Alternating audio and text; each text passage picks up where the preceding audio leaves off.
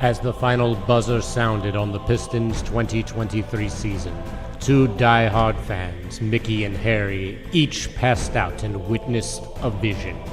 They were visited by Detroit's very own mascot, Hooper, the stallion ablaze, who told them the only way the Pistons would ever win a championship again was if these two men started a podcast.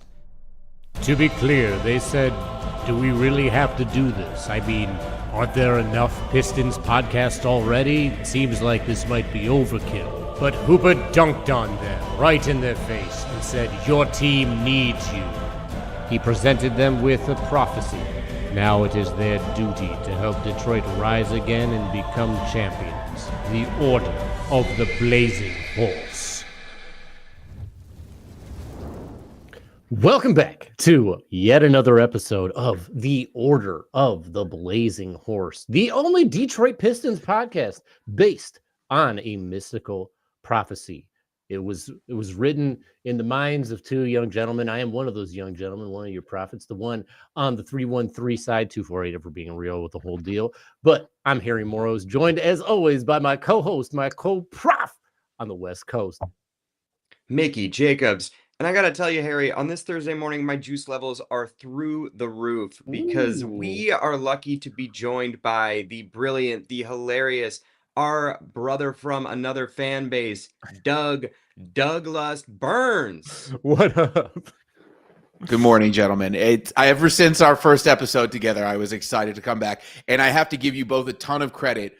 Through the war of Knicks Pistons, we remained friendly. We remained communicating, sharing our thoughts on the series. And it was really cool to have the ops opinions and takes while we were going through that in a respectful and sportsmanlike way. And I want to compliment you both for that. Thanks, man. Right back at you too. Like, I think some fan bases were like losing I'll admit, like I was even losing my mind about some elements of the series a little bit, but I do think, it's basketball, whatever. But whenever we talked about the games in private, I think we're all like the same page about the Knicks the Knicks played great. Like they had some awesome moments in there. Jalen Brunson came up so crazy clutch.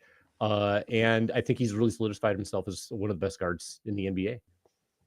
Both guys, Cade and Brunson, did that for us. But you made it a little bit further. You knocked off the reigning champions, the Boston Celtics. Everybody loves that. Gnarly.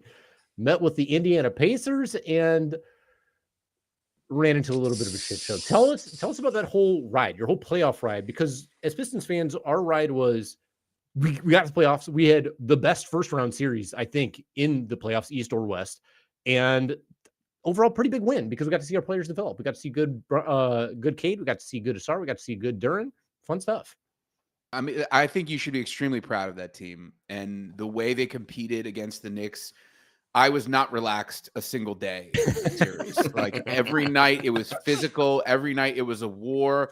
Most games came down to a few possessions and a few decisions. And I'm proud of Jalen Brunson for being the best player on the floor. I think that shot he hit over Asar with the cross was one of the greatest shots I've ever seen in my life. It was crazy. Unreal. Cold-blooded. It was absolutely cold-blooded.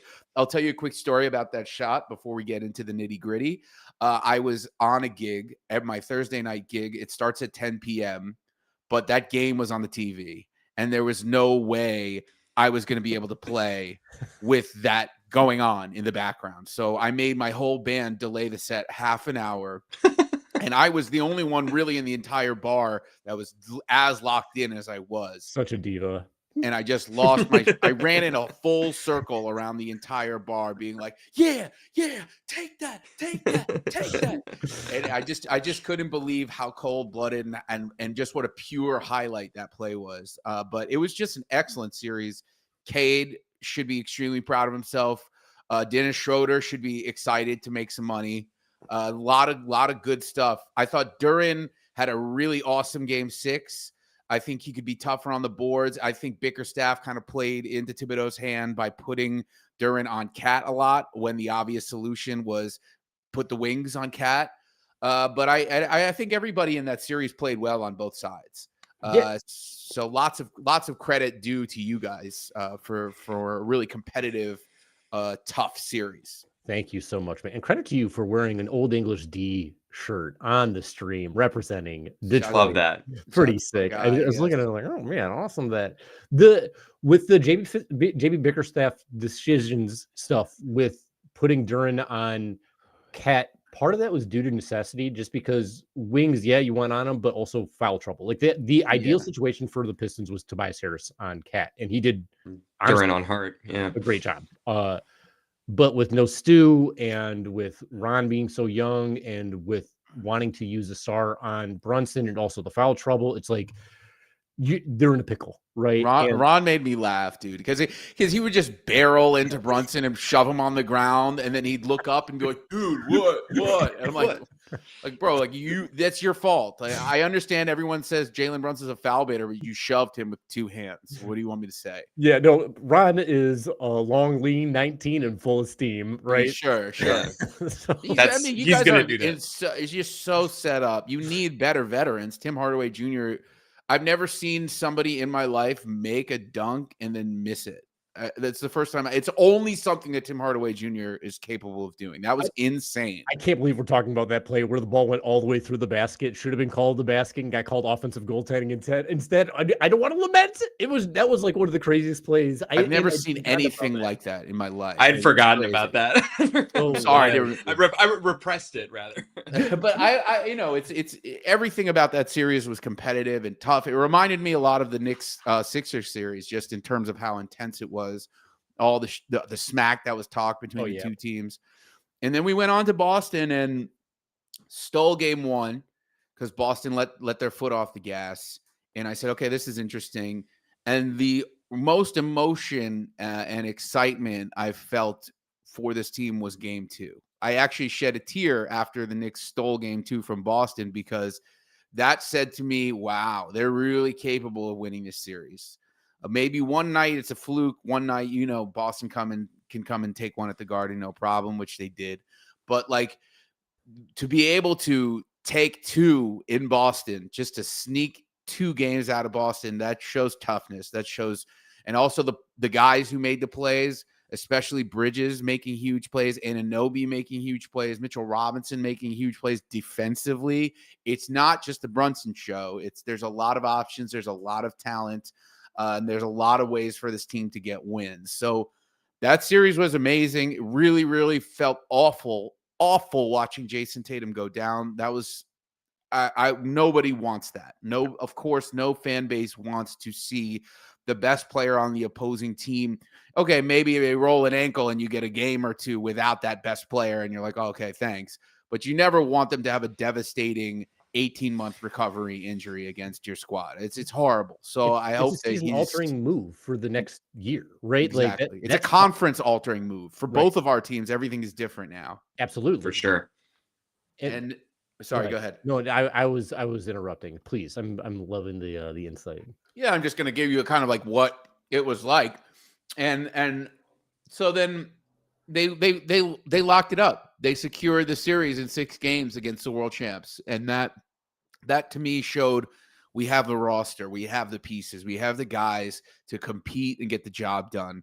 And then we drew the Pacers, who they didn't really get a representative Cleveland team to play against for us. That's not really the Cleveland Cavaliers of the 2024-25 season. Shaved calves. It's shaved calves.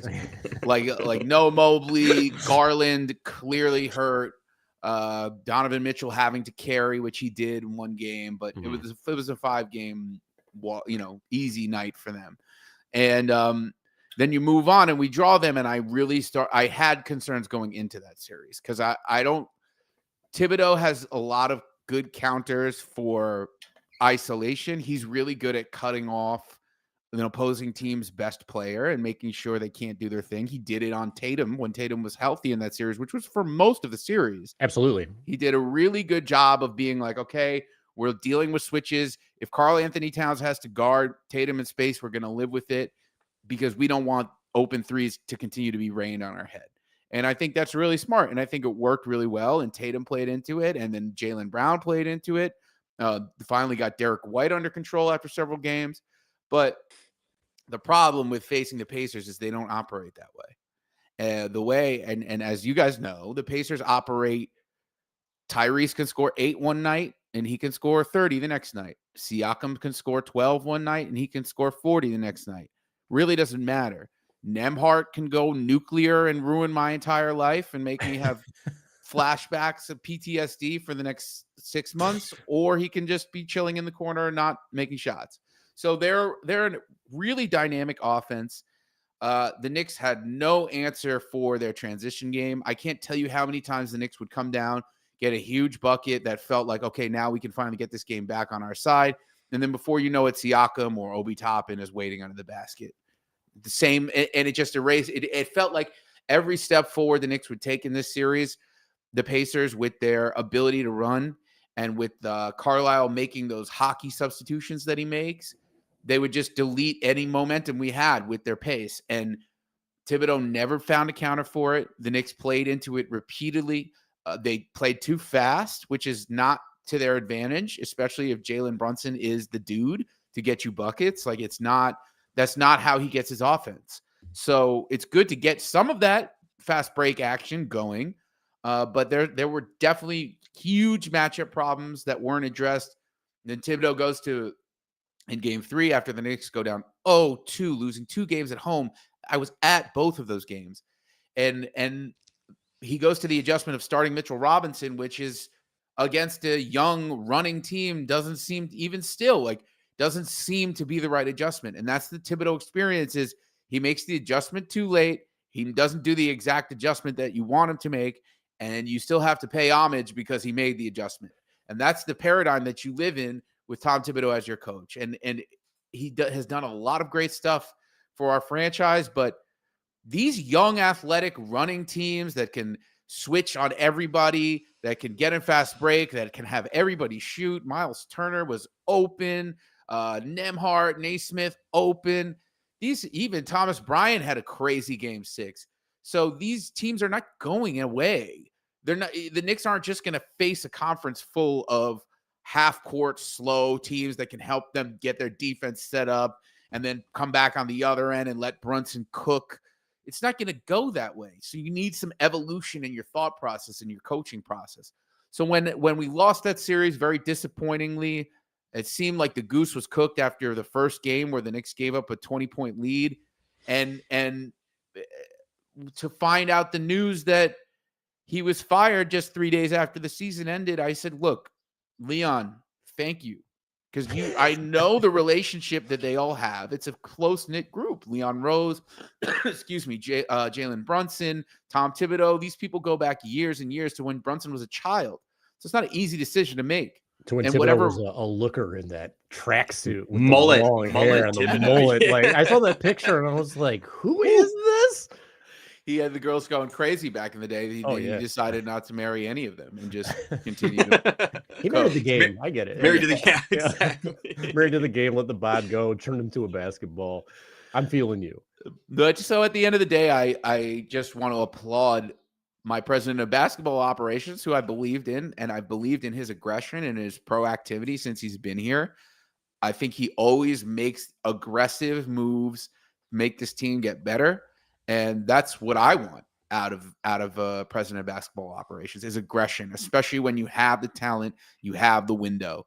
And to me, a lot of people said he earned another year. I'm sorry, but the East is open now. So we're not going to be able to kick around after 5 years doing the same thing and hope for a different result, because the Thibodeau coaching style is that, and going back to him would be the same thing. So in short, awesome series against you guys. Really fun playoff run, but so much left on the table because of the coaching decisions, especially in that Pacers series. So I want to say 2 things. Because I want to transition into the Tibbs firing situation. But before that, when we're talking about how the Pacers pace outdid the Knicks, I actually think the Knicks did a pretty phenomenal job of matching pace and stopping pace against the Pistons. And that's, their whole motif is to push the pace, push going forward. It's just, you have a team that's more experienced doing that, especially with a playoff run. And also the Knicks maybe were a little bit fresher at that time, not playing as many minutes with other starters and all that. And some of the forced substitutions that Tibbs had made sense. It does seem like the big complaint a lot of people had with him, and it sounds like that you have a hit with him, is that you're not trying new rotations, you're not checking anything out. One of the problems against the Indiana Pacers, they just have more depth, and you don't even know what the depth of the Knicks are because you never get to see it, right? So you get all these weapons, you get all these combinations you can try against one group. You really have to succeed. Like you have to be flawless with that one group, but that's not how basketball's played, especially when you're going deep in the playoffs. And when it comes to letting Tibbs go, it sounds like you had this whole year. You had a whole year to tinker with this new lineup that you have, especially because you have Cat. You have a modern day big, the guy who can stretch the floor, five out this roster, and you're not able to figure it out. You're not even trying to figure it out.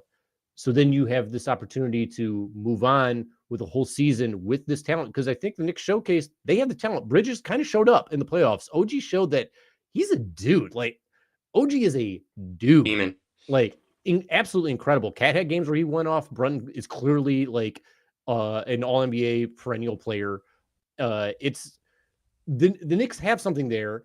And like you said, with Boston being a question mark with where Tatum's going to be, with the Cavs once again not making it, the Eastern Conference as a whole is kind of up for grabs. What do you want out of a coach now that Tibbs is gone? What do you want to see out of this Knicks team? Well, there's a lot of things within the Thibodeau experience that it starts on opening night and it builds and builds and builds over the course of a season into a situation that is untenable. And what I mean by that is the Knicks had rookies, they had veterans on the bench, they had many options of making the team deeper. They don't have a lot of flexibility in terms of money and draft compensation to bring in players from the outside moving forward. And in the past, Thibodeau has rubbed many young players the wrong way. Quentin Grimes essentially asked his way out, Pistons legend. He essentially asked his way out. Obi Toppin essentially asked his way out. And these are players that you need value from, especially if you're going with a top-heavy roster. You need value from your rookie contracts, and you need to risk a few games in December and January to find out what you have. Especially when your record is in a place where you're not going anywhere. You're not going up. They were chilling in the 3 seed for months. Mm-hmm. It was never a question. So to me, over the course of time, there was no development of a plan B if that starting lineup faltered, which it very notoriously and mathematically did in terms of the net rating. He went to Mitchell Robinson way too late in terms of playing him with Karl-Anthony Towns. And the data says that was the wrong decision. He didn't get enough out of Deuce McBride, who I think was playing amazingly in certain points throughout the playoffs and gives the Knicks the exact thing. Thank you, New York City. Gives the Knicks the exact thing that they need in terms of spacing the floor and speed to counter the guards of the Indiana Pacers. So there are all these situations that over the course of time, Tibbs doesn't explore. I don't know what kind of player Pacome Dadier is. I don't know what type of player Tyler Kolek is. I didn't know DeLon Wright was still such a good defensive player until he had to play. Another Pistons legend. I wanted him back on the Pistons this year so badly. I was like, get him. It was like the back and went to New York. I was like, all right. And then played what, like 5 minutes up until and that's the thing. And so over the course of time, the only reason I know Ariel Hukporti is pretty good is because Precious Achiuwa got injured. There were all these situations where he had to go to these guys because he was forced to, but there's no proactivity in changing the approach. So what I want now, and that's issue number one. I don't really care about starters playing a lot of minutes. That never bothers me. But it's more about leaving the same group out there to die in the third quarter, which happened over and over and over again. It's not the aggregate number of minutes. It's the way the minutes are distributed and when. That was always a problem. Also, stagnation on offense, really, really bad. We understand Jalen Brunson is one of the great on-ball scorers in the NBA, and people say, oh, you can't move him off the ball. Wrong. Jalen Brunson is really good at catching and shooting. Really good. Check the numbers. 40-ish% three-point shooter off the ball. Mikal Bridges loves to move. Loves to come off of screens, down screens. Karl-Anthony Towns, excellent high post passer. And all these things faded from the Knicks offense over the course of the season, and I never really understood why. And maybe there's reasons that, the mysterious and wonderful coaching staff of the Knicks gets better than I'm sure of it. But just visually living through it, it's like, where is the ball movement? Where are the actions like what the Pacers run? Well, the Pacers run even in the half court. They run 2-3 actions every time they come down. And that's a trust thing. It's not because the Knicks offense is built on Jalen Brunson shoots 20+ shots every night, and then, I don't know, you get it where you fit it for the rest of the offense. That doesn't work when you have all this talent. Like, maybe it works with Derrick Rose, and option B is freaking CJ Watson or whatever. But right now, you have elite scorers and guys who can do so much if you put them in the right places on the floor.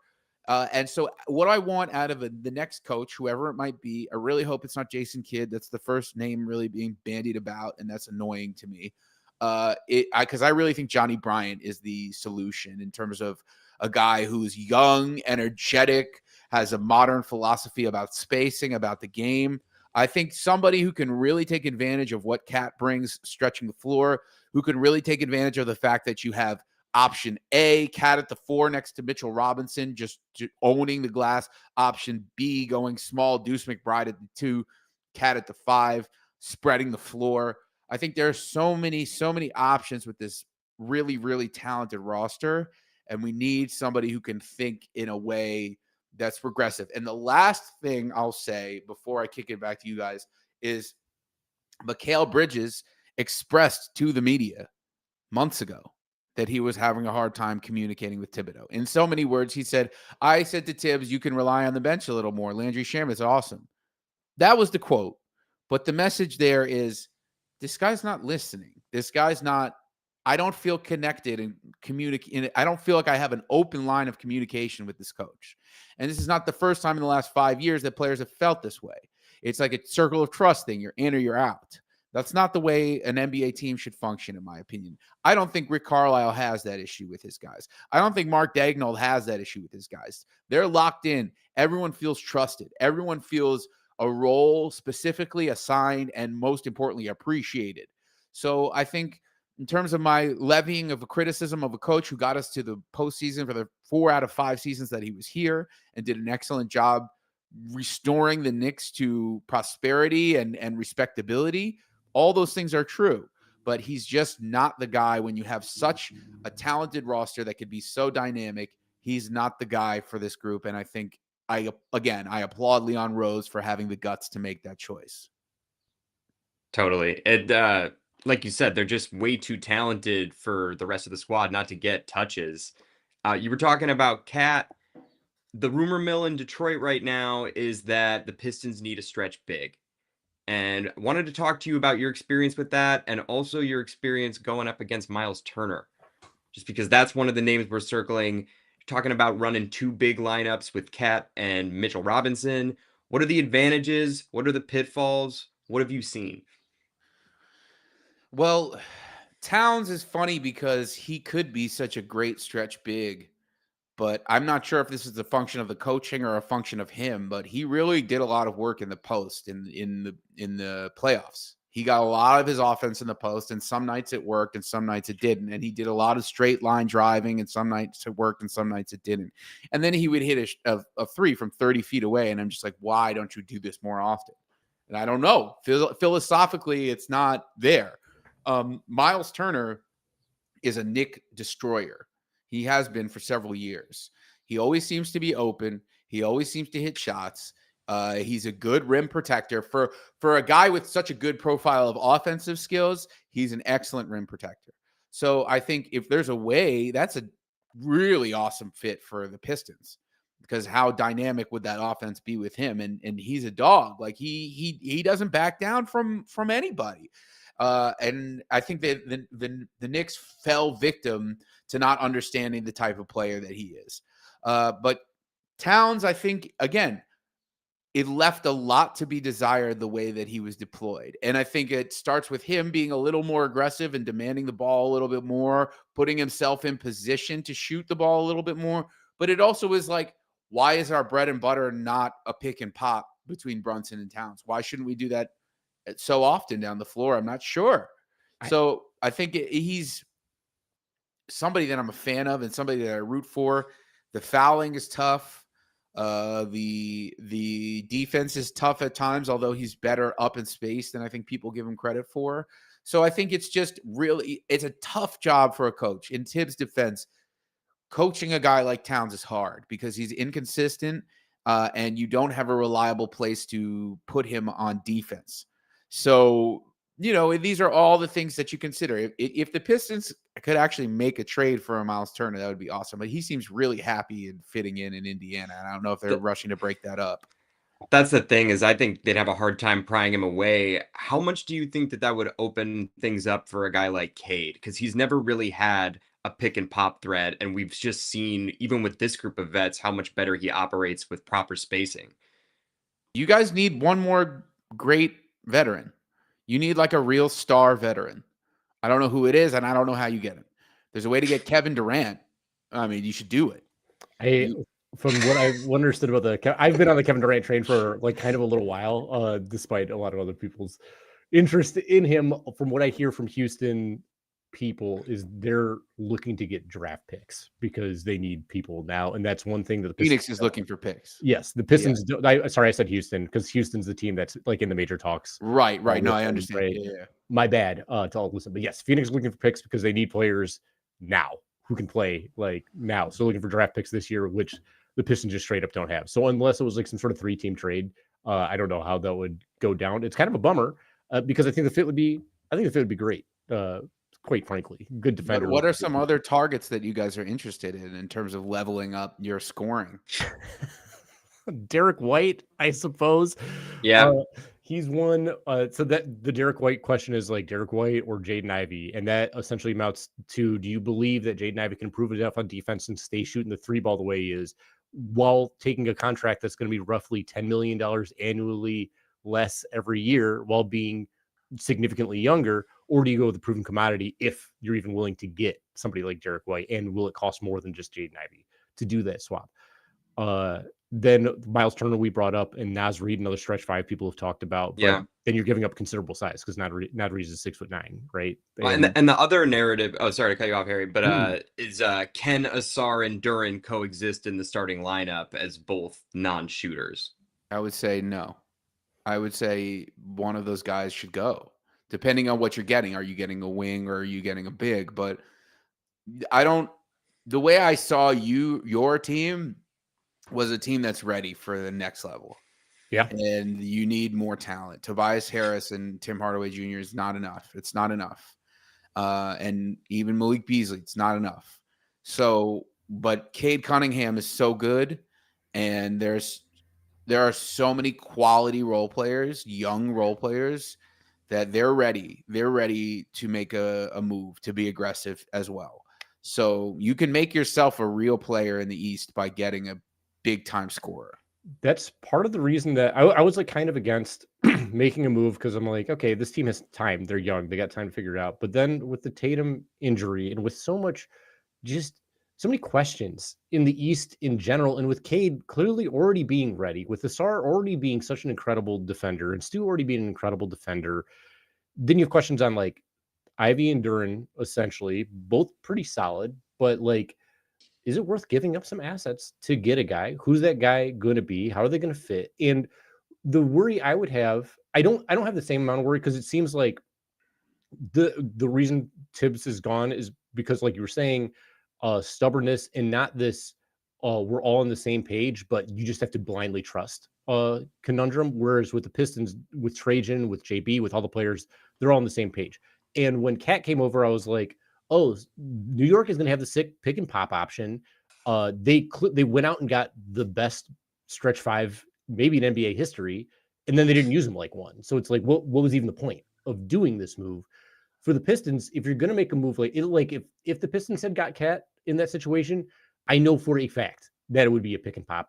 Cat just shooting the three nonstop situation. So I don't know who would fit best in this Pistons scheme or how they would get him. I know it's not going to be Giannis. They don't have the cards to get him. It's probably not going to be Booker. It doesn't seem like he's getting moved. So where do they go? Who do they go? Who would you like to see play next to Cade? Just as a person that would make you insanely angry because you're a competitor with him. I'm really stuck on this Kevin Durant idea. I feel like it's possible. I don't really see why Phoenix wants picks. Why don't you just continue to build with depth around Booker? They're always like hard to read. They're always in a very strange place. But I think a versatile wing that can shoot is really what you need.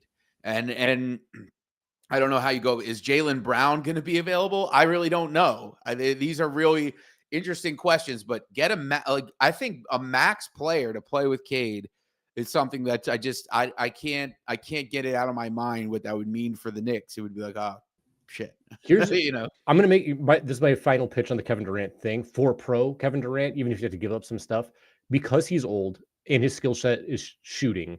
Like the shooting is not dipping, he's still shooting incredibly. So that's helpful. Because he's older, the cost won't be as great. I mean, there are reports that Phoenix is already taking down the asking price for him. And if you sign him to the max or whatever, that's a 2-year max that you're going to get out of him, which means that in a couple of years, you can reset the situation with Cade still making the money and keeping one of your guys, whoever those young guys are going to be. Mickey, who are you interested in if you had to get somebody? Well, it's so funny because when Harry and I have been talking about this, we've been thinking smaller, like little like moves around the margin. So some of the names are like Sante Aldama, Jake LaRavia, big, as you said, big max household names. But I think the dream fit would be someone like Triple J, who I don't think is going to be available. But like to me, that's like a stretch big who can also defend, who fits the timeline. But that's pie in the sky stuff. If Ivy's 30 game sample size that we got last year is not indicative of his actual shooting prowess and the turnovers continue to be an issue, I do think Derek White in the backcourt is like the perfect partner to Cade. Just a dude who can play on the ball, off the ball, defend, shoot, like a little bit of everything. I think that would be great. I'm trying to think about wings because like I don't want like DeMar DeRozan. I don't want Zach LaVine like a year and 2 years ago was a topic of discussion. And I feel like the more time that's passed, the less that seems like the move. Another name. Can I throw? Oh, sorry. Go ahead. No, please. I was just going to say people throw out Kristaps, but like the injuries are such a concern. He just plays so few games. What do you got? Please. I'm going to really piss you both off with this one. You're going to really not like this idea. Joel Embiid. Well, you're right. I mean, Embiid is like incredible, like truly incredible. My concerns with him, one, I hate the flopping. Like I've complained about the flopping with Brunson plenty in my day. I hate it almost more from Embiid because he's so huge. Like you're so huge. I know this isn't happening to you like that. But my biggest concern with, even though I think he's like incredibly skilled, I was the MVP. Yeah, exactly. Just incredible player. Availability. He's just not available enough. And like that's the number one thing for the Pistons is you have to be available. You have to play games. Whenever we're looking at free agents or trade targets, I'm always like, how many games do you play every year? Is it like in the 60 to 70 range? That's what I'm looking for. I agree with Mickey. I think JJJ would be like the ideal player. He's awesome. Like incredible. And I think that it's a possibility because of him he didn't hit his supermax ability because of not making an all NBA team this year. Memphis is in a state. Like they're in trouble. They have to figure something out. But like, what at that point? And they probably don't want Dern because they have Edie, and they probably don't want Ivy because they have John Dez. So like, what are you really doing in that whole regard as far as getting him goes? But why did you say Embiid? And Mickey also before that, let's hear what Mickey has to say about Embiid. I just like super frustrating player. Like again, we've got the flop allergy. We're both a little traumatized. But But also, like, yeah, the availability, I think we can all agree that THJ and Tobias Harris are placeholders, like, for something better long term, but they've played games and they've come up big for us. And just that difference from vets that we've had in the past, like Bogdanovich, just Alec like, first of Burks, all, yeah, Alec Burks, like, they're Knicks Knicks legend. legend. Joe Harris. Yeah. Another name that's come up who we would never be able to. Anyway, yeah, I'm very wary of the whole Embiid thing, but I do think in a vacuum, like if he were to play like 50 plus games, that would be incredible. But another name that you'd never, or maybe not never, but like, because I just don't know what they're doing in Toronto. But Scotty Barnes would be really cool. But I mean, it seems like he's their centerpiece, but I don't really know. What Like, about RJ Barrett? I think RJ Barrett could be available. I think you're right, actually, because they have so many wings now, and he got a lot better when he got more touches in Toronto. But part of me is like, is that just because he's home? Is that just because he's like, is that because he's where he belongs? Like, one like Canadian bacon. And is he better than Ivy? Really, not so much. I don't think so. That's like such the tough question. I think like the dream fit for the Pistons is like Trey Murphy, the third, right? Because it's just like someone who's stroking, that you really want in there. Stroking. He's also like stroking. We all about the stroke out here. Yeah. But like that is the thing though. We need. Sorry, go ahead, Gary. He's injury prone. Like that's like another thing. So it's like, you got to look at a player who can shoot the three. Probably shooting the three and being available are probably the primary two things. Because one thing that we've learned from this coaching staff is that they can make you a good defender. Like, just straight up, they can get you to commit.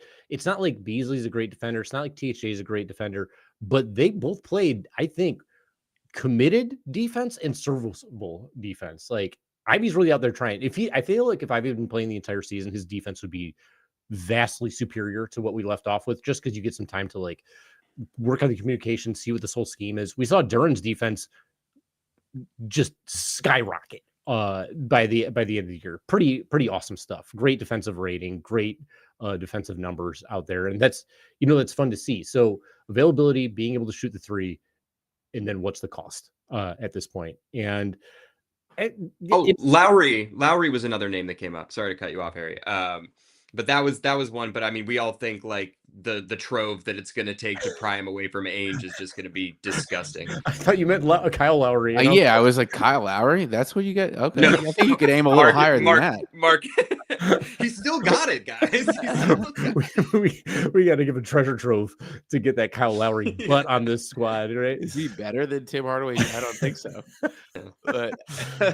But no, Danny Ainge he holds on to assets like with his entire fist squeezed. The golden fleece. It's the land of the golden tablets, Mormon, Utah. But the reason I say Embiid is because I really think Philly should begin to blow that situation up. Oh yeah, and they already have good pieces. Grimes is good, Maxi's good, McCain. These are really nice pieces to build around. So if you're like, and you got the third pick on top. Give me both Asar and Duran for Embiid. Well, I don't know. I mean, obviously, I'm just throwing that out there. I don't know how the hell that would work, salary wise, and all that other stuff. Yeah. But then as the Pistons, you take a risk on an extreme upside play to see if you can run all the way to the finals with a player of that caliber. But at the same time, you have something cooking right now, and you don't need to rush it. So. I just think that Cade is that good that if he had a max level star beside him, you guys could do some really serious damage. So that's where that comes from. So I'm spitballing and all that stuff. But I mean, and running it back with the same group is also fine. You just won't have championship expectations yet, and that's fine. It'd be interesting to see because it really depends on the development of these players, right? Like it really depends on what happens with Ivy, what happens with Duran, what happens with Asar, what happens with Ron, even. Like if any of those players takes like a huge step, sick. Like if Ivy goes from scoring 17 points a game to like 20 something while staying shooting three and his defense gets better, we're in a whole different situation. If If Asar shoots the 3 at 28%, or if he gets his free throws up to 75%, killer. If Ron Holland starts shooting the 3 from 30% or more, after a whole year with Fred Vinson, that's a whole nother story, because then we're like, okay, some of these problems that we had are no longer problems in the same way. Spacing's not the same issue. Defense isn't the same issue. Speed isn't an issue. And now we got these guys on pretty good, cheap deals, and they're all young. I mean, like the Thunder exploded, right? And they're young guys. Granted, they had Chet. That's like its own separate thing. J-Dub like blew up more than anyone could expect. And then they played the whole league for fools. They played the whole league for idiots. Yeah. They turned Paul George into an MVP. They turned the skeleton of Paul George into an MVP. That's and picks, MVP and picks, like just absolute fleece job. It's crazy. It's crazy what they've done, and it's crazy how they're just going to stomp their way to a championship starting tonight. Probably true. And they have the ability to be like one of the best teams for several years to come. Totally, I think. You worry about the lack of experience, I guess, but that hasn't been a problem. They beat Jokic. Jokic was their final test between them and a championship, because he's so smart and can outthink a young team. And he almost did. And then he got run off the floor in Game 7. And that dream was dead. I think that's the play. Maybe the Pistons go for Jokic as the Denver Nuggets crumble and see what he can do. There will be rubble all over Denver, and Jokic will still be there. We were not good. That's it. You know, nobody has hopes of getting Jokic away from that situation. But it'd be fun. But there is that, and the Pistons are looking to like potentially acquire somebody in my free agent or my draft dream, my trade dreams being Durant, White, JJJ, and Turner. I guess those are if they were to make a big move, those are the people I'd be happy with. All I think, great fits, at this all point. Perfect fits. Right. And so for all those, I'd be willing to give up a little bit more than I think I would have been previously. But while we're looking for our fit in Detroit, you guys are looking for your fit, it's at the coaching department. And there are coaches out there, and there are some coaches who have lost their jobs in previous ways. Some being here, and you brought up that Mikal Bridges, he felt like Tibbs wasn't listening to him about like some things you do. Mikal Bridges has a pretty good relationship with a former Pistons coach, legend Monty Williams. So, Doug, we're gonna you thought Jason Kidd was a buzzkill. Oh man, just the name sends a little shiver down our spines. But we're not seriously recommending him. We're just tying it for this transition. We are. It's just super smooth segue. We're gonna have you play a little game that we've done on the show called "Who You Talkin Bout, Reddit?" And as you know, Reddit can be a really rough place to spend some time. And you've got some hot takes, some angry people.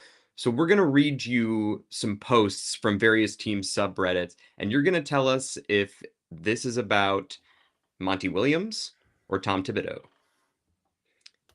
Are you ready? You familiar with the rules? You got it all set? It makes sense to you? So that's it. You're just going to read a ranting, raving NBA Reddit post, and it's about one of these two coaches. Correct. It's about either Monty Williams or Tom Thibodeau. I'm going to lock in, and I'm going to try to read the tea leaves on each one of these. Okay. You're gonna nail it. And if you're at home, why don't you give us a like? Why don't you give us a subscribe? Oh my God. Come on, please. Click the notifications. We got Duglust on the show for the second time. Doug Berns, baby.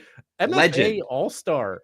Playing the guitar with Ben Stiller. Come on. He's dropping the Tropic Thunder on us. Pretty sick tremendous. stuff. Such a cool guy. So cool. That was so awesome. I'm so happy you're getting the success. But yeah, let's get back to man.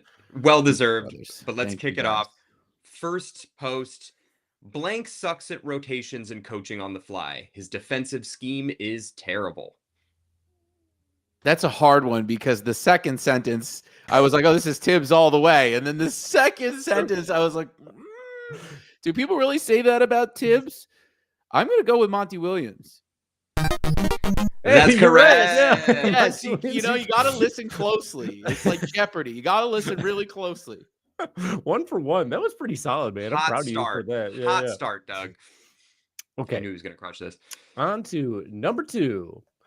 Coaches are always the easiest to blame since you can replace them quickly and don't have to admit your beloved players may not be as good as you think they are. If this was not about Tibbs, I would be absolutely shocked. So that's your final answer? That's my final answer. Yeah, well, Yes. that is correct. You guys Hey. two Because for this two. is, can I, before we move on, can I explain why I knew? Yes. Yeah, Because of course. the people in our fan base that defend Tibbs, nothing is ever his fault. And it's always about the players absolutely sucking and how awful and how underwhelming all the players are. So there it is. And it's always your beloved players because it's a Tibbsian thing. It's like if they are not a perfect Tibbs guy, they suck. So that's how I knew. I feel that, man. You should get into detective work here, man. You can. I know, Let's he's only sniffing two them answers. out. Let's Yeah. see what's next. Also, Yeah, all right. I have to point out that in our chat, Dorkosaurus Rex says, "Is Doug going to be singing all his responses today? So are you going to give us a little?" Dork? I love Dork. Made his way over to the Order of the Blazing Horse. Shout to Dork. That's a real Knicks Twitter head. he says that it's been Hell the yeah. Six We're glad to excuse for have you. 15 years, buddy. That's awesome. Thanks for joining in, Dorkosaurus. Yeah, that's fantastic. Happy to have you on here. All right, on to number 3. Okay. Sad how little love there is for him on this sub. It's right to question his abilities as a game coach, and letting him go is the right move. But this man played such a large role in the turnaround for this organization. He was huge for the culture. Thank you, blank. What's he? How could it be anybody else but Tibbs? It's got to be Tibbs. I got to find this one again. I'm worried that I don't think anybody has ever given Monty Williams that kind of credit for anything. Sorry, I'm looking. Well, here. Before we get the answer, Mickey, am I wrong? Are you saying I'm wrong? I'm still looking for it. Can you explain why you think that's Tibbs a little bit more? Just while I try to find this. Because this is the main talking point of Tom Thibodeau. It's the main talking point of why people continue to defend him, because he did change the culture of the team, and everybody who says, "Oh, it's a good idea to move on from him," is at risk of seeming ungrateful and shame on you for sad how little love for. But he is getting a lot of love, so now I'm second guessing it. No, screw it. I'm sticking with my answer. So you're saying so Tibbs? that was Yeah, go that was from the Suns subreddit. Damn it! 2 years ago. But that's why this game's so tough. That's why this game. Sorry, Harry, it bounced around a little bit. I think I missed the clue. The clue is that Tibbs is getting a lot of love, but it's never. But the reason why I stuck with Tibbs is because it's never enough with the Thibodeau defenders. It's never enough. Like you cannot grovel at it. You cannot possibly grovel at his feet and kiss his black and white soled shoes enough in their eyes. Kiss that grease-soaked comb over, but just give it a little smooch. You can never say enough about how amazing he is, or else you're a piece of crap fan who doesn't appreciate anything. As we move forward. All right, I was going to say, Sorry, go Dorkosaurus says the worst defense is, what do you want us to do? Rehire Fizdale? Because that's the only two options, right? Right. He's right. Well, Fizdale's in serious consideration for a head coaching job right now for some reason. I don't really know why. It seems like teams are going toward this new coach movement. Guys, I can't believe I sold that one. The answer was so obvious. First of all, it's tricky. And second of all, what I would urge you as we move forward is throw away your recency bias. You're right. Go with your because that was the Suns from 2 years ago. But it's they were horrible. They were a joke of a franchise. And he built them, or at least he was at the helm when they turned it around. Yeah, exactly. So that's why. Oh wait, sorry. Did Vogel bring them to the finals? I can't remember. It was Monty. It was Monty. Yeah, it was Monty. Yeah. It was Monty. Yeah. Vogel came in once they got the super team. Went like pretty fast. Yeah. He said like the Lakers. The sun sets in Phoenix 3 times a year. Okay, let's move on to this next one. In terms of his performance as a coach, blank was criticized for his big losses in elimination games, his lack of in-game adjustments, bad timeouts, management, his stubbornness in his defensive schemes that are not working in a series, playing his favorites, not giving new acquisitions much of a chance. New acquisitions? New acquisitions. I hate you guys. Because I'm about to totally fall off a cliff. In terms of performance as a coach, Blank was criticized for his big losses in elimination. I think it's Monty. Final answer? Final answer. Hey, that's right. Hey, he's so back. Because new acquisitions, it's not the Knicks really haven't had. I mean, Cat. Yeah, but Cat played 47,000 minutes a game, so it wasn't like he didn't get a chance. So did Bridges.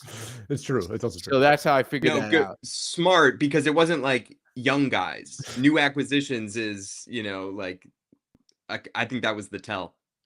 Exactly. Okay, so are there more? This is so fun. I hope you have There are more. 700 of these. I love that. Harry, I'm gonna go with number 3, just so you have it primed. Okay, thank you. Yep. And it's also so satisfying to see the animation when you get it. He's killing it. Harry's all over it. I'm Okay. on the animation. A regular Walt Disney over here. Yeah. All right. Yeah. All right. You got it? Mhm. Number 3. All right. He has the exact same flaws that got him fired all those years ago in blank. Lack of real X's and O's, the tendency to pick favorites, and play mind games within the team wherever he went. Or everywhere he went. This is smacks of Tibbs. It smacks it. That's not recency. People love to talk about how Tibbs got absolutely shit canned in Minnesota. That's everybody's favorite thing is like how awful it went in Minnesota. So I'm going with Tibbs. All right. It is. I'm sorry. It's Monty. It's hard. What's That so was from the crazy- Suns Reddit a year ago. It's so crazy because those are both very successful coaches, like with the exact same complaints. Right? It's just so fun. All right. So we got 2 more, I believe here. This is I just want to take a quick diversion before we continue. I listened to, you guys ever watch wrestling back in the day? Did you watch professional wrestling? Here's what I know about wrestling. There was a guy named Goldust. There was a guy named Goldust. But I listened to one of my favorite professional wrestlers from the 90s. His name is Kevin Nash. He's actually from Detroit. Hey. But I think he played for Michigan State as a center. Yeah. But he has this podcast, and one of the segments is Florida Man or Jersey Guy. And they take a headline, and he has to decipher whether the insane headline happened in Florida or New Jersey. So this is reminding me of that, and I love it. That's so funny. Tropes all over the place here. There are only 5 personality types, and they're everywhere, apparently. All right, we're on to this is the, what is it? The martini question? Is that right in the production word? Martini shot slash. This is the no, the one right before the penultimate. Penultimate. All right, I thought the martini was the penultimate. The penultimate's where we're at. It's been a while since I've been on the set, but it's the Abby. It's the Abby singer. It's gotcha. getting real filmy on your ass right now. Sorry, right. Doug. We know you're a music man. We're No idea what you guys are talking about, but I'm It's rolling. okay. It's camera okay. boys. All right. Yeah. Blank is a culture coach, not a chess player. He sticks to the game plan, the season plan, and the long-term plan.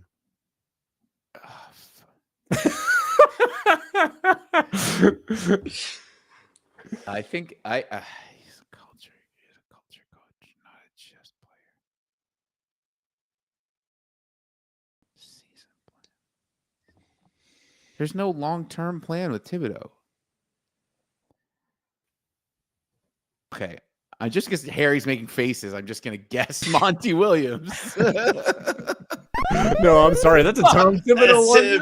That's Tibbs. You can't trust me. What long-term plan has Tom Thibodeau ever had? Tim's You don't have to agree with the poster. Tim's long-term plan is how long can I keep Mikal Bridges and Josh Hart on the floor with that's long-term. We're talking about like 16 straight minutes without a rest for those.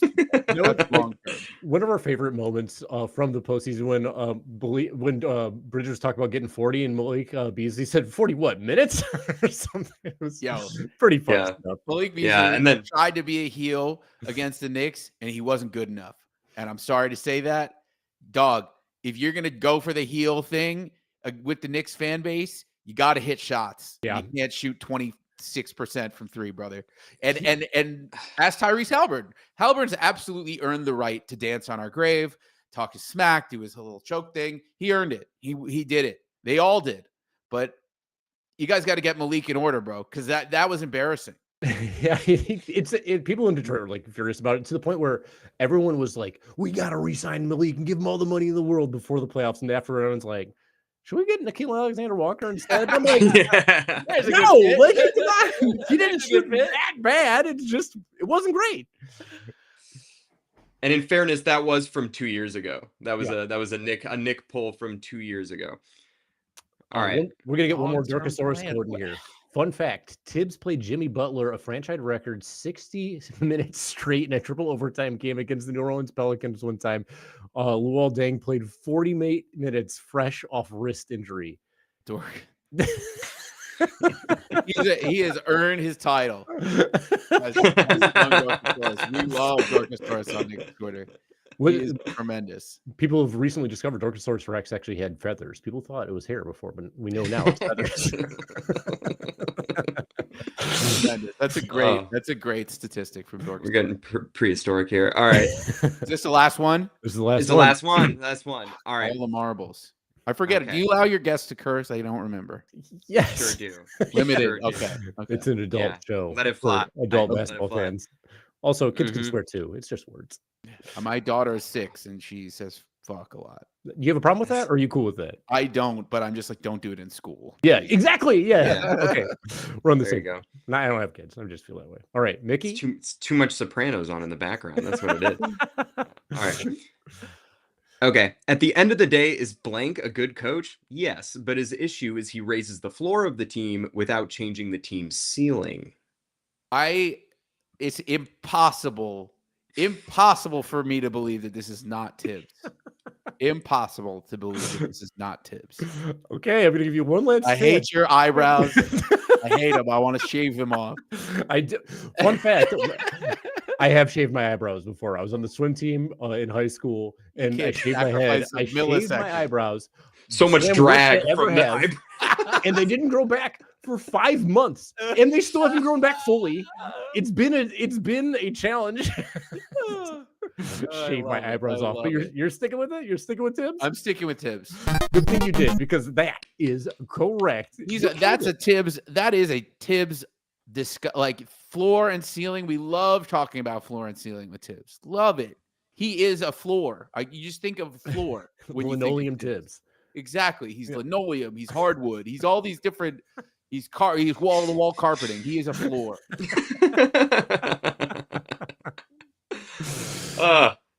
Doug, you killed it. Yeah, you did so. What was so my good. final score? I got like I think you were 4 5 out and of 2, 7 or something. 5 and 2, right? Out of 7, which is 5 and 2. It's okay. Bro, I never get 500. That's great. I mean, it's like I'm always way far behind, just coming back, like really having a hard time coming back on these. This is so good. But I mean, what a game! What an eye for picking out the little details that make these answers one way or the other way. Dissecting like a frog in science class, right? Dorkosaurus, right? Dorkosaurus is the man. I love Dorkosaurus. Shout out Dorkosaurus. You're welcome back anytime. We're not Knicks haters over here. No, they're not. They're good guys. Fun time, good guys. The mensch crew, as it could be. We're getting great mensch minutes out here. I love that. I love that. That should be our segment. We'll bring you back out. We'll always have the mensch minutes. So good. Coming off the bench. Shout outs to all. So that's like an hour into the show. You know, we've got a good Doug. It's so great like having you back on. Do you have anything that we should be looking out for here? Projects that we're looking for? Well, I'm currently in the process of getting all my recaps together, my musical recaps all together to release on Bandcamp, Spotify, etc. So when I have that actual release date locked down and figure it out, which should be soon, I'll let you guys know. But just tap in. I'm making content over the summer, making different segments, trying different things out, different songs, different skits. So follow me on Instagram, follow me on Twitter at Duglust, even TikTok. I also just put out a record with my band, MFA, EMEFE. we put out a record called Forward that we worked really, really hard on. And it's our first album in 9 years. And it's really, really good. So listen to Forward by MFA. Enjoy it. And I just always want to be chopping it up about basketball, about the Knicks, and meeting great people via this thing called the internet, because as sick and toxic and Reddity as it is, look at us. So I appreciate you guys. We love it, dude. We're so glad to have you. It's such a treat. Made a real bud on the internet. Couldn't be happier, as they would say. Mhm. Right? It's so cool. And I'm gonna say this will be a spoiler alert for any of my friends who are in my music group. I'm gonna it's like a music club, but it's like a book club, I should say, but we do albums instead of books. It's been going on like over a decade, but your album is what I'm going to suggest that we all listen to and give the review to for our next go round. I'm really proud of it, and I'm not just blowing smoke. Well, if you're talking about Forward by MFA, I think you guys should really. That would be awesome, and I would be really curious what your thoughts were about it. I'm very proud. I can't wait. And Mickey's a big music guy. He's got mad music knowledge. He put me onto some good stuff, so I'm pretty pumped about. I dabble. So yeah, let's listen to MFA Forward. Can't wait to see it. Forward. Can't wait to see more projects from Doug. I thought you were going to say you were going to take all your songs, your parodies, and put them in a coffee table book. Go straight 90s. Just like with the pop-up books that you used to open up and it would play the song when you open the page. Maybe that's what I should do. A little cutout of you with the bait. I love that. Honestly, I bet that could sell kind of novelty with little chips in there. That's funny as hell. They'll sell it in the team store, I'm sure. Yeah. But yeah, Doug, get on it, Dolan. It's been so great having you on. It's been so great adding you to the friendship list, and just like hearing your perspective about the team and your perspective about the Knicks. And like I wish the Knicks all the best, because I think competitive basketball, especially competitive conference basketball, is awesome. And the Knicks have been a historic team that have been searching for a championship for a while, and I would love for them to get one, because it just feels good. It feels good for strong, good fan bases and historic teams to come out successfully. And so we're here for that. And the way that we always end this podcast is we say the acronym Order of the Blazing Horse, OOBH, aloud, because that's the way a horse would say it. So without further ado, I'm Harry. And I'm Mickey. And that was Doug. And we say,